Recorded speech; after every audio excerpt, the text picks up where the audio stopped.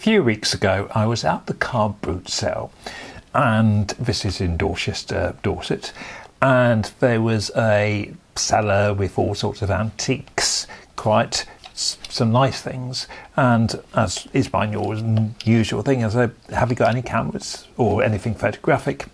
And this chap had for 50p this thing, and it's a lomographic, I can never pronounce it, lomographic production camera. Now, Lomo was a company that I think started in Germany, but it sort of got hold of Russian cameras, and in particular the Lomo LCA, which had particular sort of effects, and it got a sort of reputation for doing sort of quirky, interesting sort of photography with cheap cameras. And I think this was probably made in China. It's a very plastic camera, but the whole key thing with it is that it's supposed to be a fisheye lens. Supposed to be equivalent to 10mm.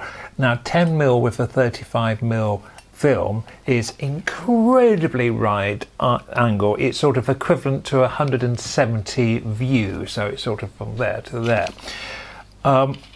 But this camera has no control apart from a shutter. You load the film and you have to make sure you wind the film on. So you click and wind on.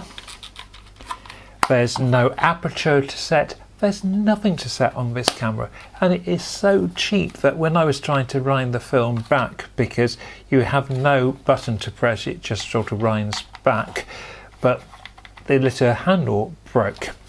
So a really cheap camera with no idea of what you are actually taking. The question is, did I get anything from it? Let's find out and look at the film. So remember, this camera has no actual settings, plus the viewfinder is ridiculous. The sort of lens juts out and you can't actually see what you are getting. So I was incredibly surprised when I got these results. Now, several things to consider. I suspect the lens, it's very wide angle, and I suspect it's a small aperture, something like f16, but the shutter speed must be quite reasonable. I reckon that it's probably 1/60th or could be 1/100th. Camera shake doesn't show up so much on the wide angle, so you've got that to the advantage. There's no filter obviously on this camera, and I'm using black and white, but I think because it's slightly underexposed, you get this sort of lovely effect with the sky. And this was down on Studland Beach in Dorset and looking towards Brownsea Island, and you get these very attractive boats, houseboats, and the beach and the calmness, and it all worked quite well. As you can see, I think there is a little bit of a light leak somewhere along the on some of the images have a stripe going down, but not all the images. And one of the unique features of the Lomo is this sort of circle effect, which you just have to live with. And I think the whole camera you sort of live with. You don't know quite what you're getting. It's a bit of a mystery. As I said, I was totally just surprised by the results. The camera, I was looking at online and it retails, I think, about £45-50. I would say that's a lot to spend on a piece of plastic. However, if it's a piece of plastic which is giving you results like this, and they are specialised, they aren't things that you wouldn't want to take your holiday snaps with it, but it does give a certain view.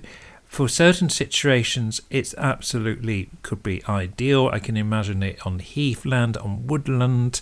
It would be fun with people at a fun fair. You could have a lot of fun with this camera. That I've seriously looked online and pondered about getting a new one. One of the matters that I discussed was the fact, because it's so cheap, the handle to rewind the film broke very easily, and I suspect that is a design feature. I think there is a Lomo 2 which might be slightly more robust, but I doubt it somehow. So, much to my surprise, I really enjoyed using this camera. I'm going to do something that I don't normally do in these videos, and I'm going to shut up talking and just leave you with the images and a bit of music. Thanks for watching. This camera has been a total surprise to me, but that is the joy of trying different cameras. Bye for now.